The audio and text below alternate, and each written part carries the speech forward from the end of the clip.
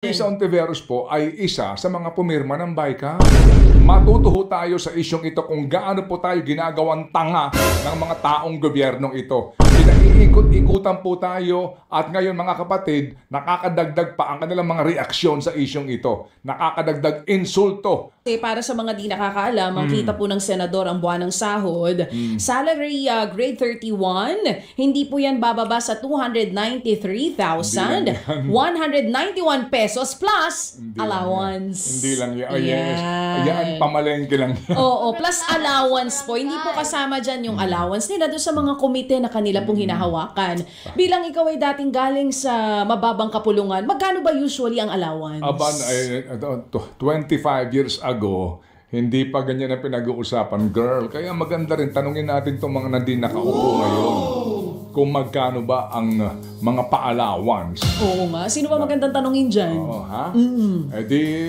Well, sana pumiyok itong mga itong mga bayan.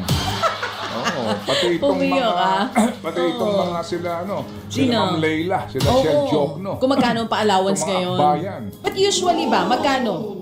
Usually noon, dati. Naku, malaki. Sa totoo lang, dati wala pang salary standardization law. So, ibig sabihin... Wala pang salary standardization law. That time, kung saan po, ang sweldo sa pagkakaintindi ko during that time, yun lang pong basic pay ay wala pang 50,000 pesos. Sa pagkakaalala ko pero... Kung tamang pagkakaalala ko, kunwari, pag hindi... Ako may hawak ng isang komite. Magkano ba usually ang allowance per committee? Yan ang hindi ko alam kasi hindi ako nakahawak ng komite. Sayang naman. Yung iba dyan, komita chairman. Kapag ba chairman ka ng komite, kada isang komite, isang rin yun, allowance? Yes. Oo, ganon. Yes. So sabihin na natin, ano ba, ang bigayan ba ng allowance? Kada buwan? Isang bag, kada buwan? Oo. Sabihin mo na kada... mahirap magbanggit dito. Kaya nga, magtanong tayo doon sa mga sa chairman ng mga komite. Pwede ko naman banggitin sa makakaalam natin ngayon. Pero baka hindi na bale. Pero yung salary na yan na binabanggit mo ay based on the salary standardization law na meron pong mga level. Kung magkano ang tatanggapin, nakailan po yung step bago po tuluyan na po itong maiangat sa ganyang pong kalaking halaga. Plus po iyan. Kaya po siguro hindi naman magtatampo ang iba kapag sinabi natin na we deserve more. Yan, sabi nga po ng Supreme Court. Ang sa inyo pong pagseserbisyo. Ang problema ho kasi nga, hindi naman po lahat. Opo, kanila po kasi, they deserve more nakaw. Yan sila po ang nangyari more. Okay. Pwede ba ako magtanong? Anong lang habang inaantay natin si Attorney Torion? Kapag Dati ikaw ay yata, chairman ng isang... Bakit kailangan may allowance pa? Hindi pa ba sapat yung sweldo nila? Ba't kailangan ng allowance? Huwag mo nga akong tanungin ng tanungin. Hindi, gusto ko lang naman malaman eh. Hindi, di ba tanong lang naman eh. Tayo naman eh. Tayo, wala naman tayo allowance dito. Tanungin mo si Risa Basic Ontiveros. pay lang eh. Ay, oo nga. Tanungin mo si Risa Ontiveros. Sino pa ang tatanungin kasi natin? si Risa Ontiveros po ay isa sa mga pumirma ng BICAM.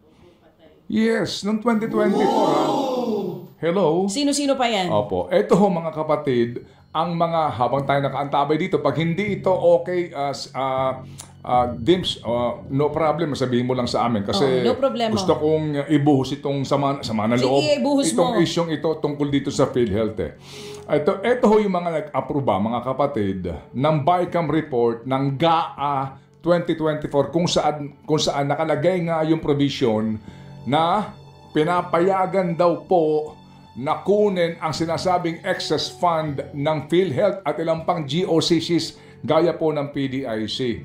Nakakatawa nga ito if you recall sa ating pong ginawang mga episode ng Think About It, di ho ba? Nung sila po ay, kumbaga binabakbakan na dito, di nagpa-imbestiga sila sa PhilHealth, tama? Abay silang lahat ay galit. Silang lahat ay nanggagalaiti. Nanggagalaiti sila. At sinasabi na, bakit daw pinakialaman, etc. Hello! Kayo nag-aproba Alam niyo ho, talagang mga taong ito. Tingin talaga sa mga Pilipino, tanga Anak ka ng poo! Diba? Tingin talaga ho sa atin, kayang-kaya tayong lokohin, di po ba? Anak ka ng poo! Ito lang po Opo. Ito po yung record ng BICAM Report 2024 ang mga pumirma. May mga siguro absent ito noong inilalako itong committee report kaya hindi nakapirma. Opo, sa panig po ng Senado at sa panig po ng lower house. Ayan.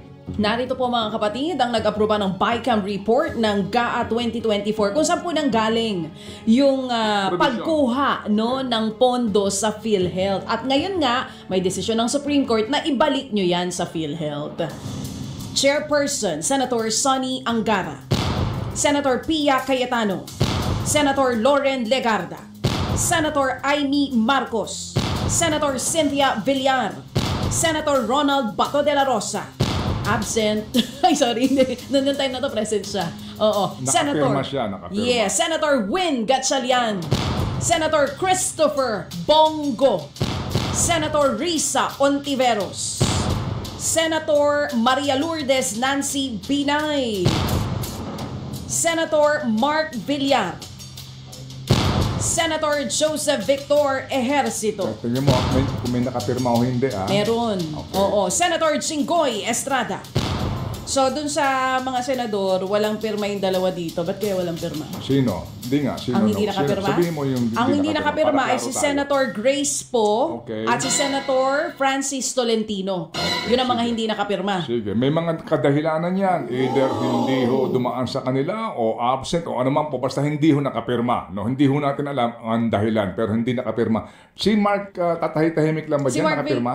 hindi nakapirma si Ayun, Mark Villar. turuhin mo nga ang Oo. sinasabi ko sa iyo. Oo, si Senator baka Mark kagalitan Villar. ka. Oo, ulitin Kasi natin, tatahitahimik lang eh. Senator Grace Po, Senator Francis Tolentino at Senator Mark Villar ay hindi po nakapirma. Okay, klaro po yan. Sige, tapos, Sa kabilang banda naman po sa lower house, narito po ang mga pumirma. Chairperson, Representative Elizalde Co. saldi mo. Muyan, Representative Stella Luz Kimbo, Representative Ralph Recto, Si Ralph Recto. Representative Aurelio Dong Gonzales Jr., Representative Manuel Manix M. Dalipe, Representative Ferdinand Alexander A. Marcos, the presidential son, Representative David J.J. Suarez, Representative Neptali Gonzales II, Representative